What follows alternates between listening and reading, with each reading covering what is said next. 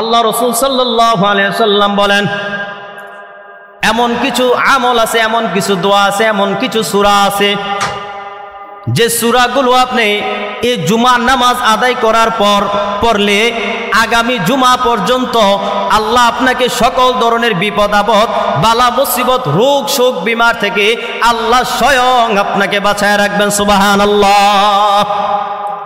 আল্লাহ রাসূল সাল্লাল্লাহু আলাইহি সাল্লাম বলেছেন, আল্লাহ রাসূল সাল্লাল্লাহু আলাইহি সাল্লাম বলেছেন, কেউ কোনো ব্যক্তি যদি এই জুমার নামাজের পর কয়েকটা আমল করে আগামী জুমা পর্যন্ত ওই বান্দাকে আল্লাহ তাআলা সকল ধরনের বিপদ আপদ, রোগ বিমার, আল্লাহ তাআলা সব অসুস্থতা থেকে আল্লাহ মুক্তি দান করবেন। সুবহানাল্লাহ। এক সপ্তাহ নিরাপদে থাকবেন যদি আমলটি করেন। শুনতে রাজি আছেননি আমরা? ভাইয়ের আমার, আল্লাহ রাসূল সাল্লাল্লাহু আলাইহি সাল্লাম বলেছেন, দেখেন, শুনলে মনে করবে এত সহজ, এত বড় ফজিলত। আমল ছোট কিন্তু ফজিলত অনেক বড়। জুমার নামাজ আদায় করার পর, সুন্নাহ আদায় করার পর সূরা ইখলাস 7 বার বলেন। কি কঠিন? সহজ। কুল হুয়াল্লাহু আহাদ, এটা 7 বার বলেন। কুল হুয়াল্লাহু আহাদ 7 বার। সূরা ফালাক, কুল আউযু বিরাব্বিল ফালাক 7 বার। কুল আউযু বিরাব্বিন নাস, সূরা নাস 7 বার।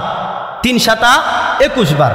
3 7 21 বার যারা জুমার নামাজ আদায় করার পর, সুন্নাহ আদায় করার পর পড়বে, আগামী জুমাহ পর্যন্ত আল্লাহ ওই বান্দাকে সব ধরনের বিপদ আপদ, রোগ বিমার থেকে আল্লাহ স্বয়ং তাকে বাঁচায় রাখবে, হেফাজতে রাখবে। সুবহানাল্লাহ।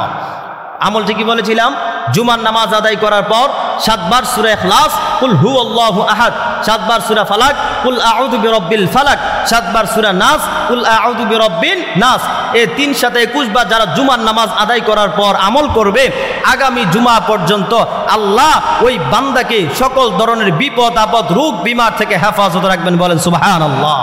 ভাইয়ের আমার, আল্লাহ আমাদের সবাইকে এই আমলটা করার তৌফিক দান করেন। বলেন আমিন।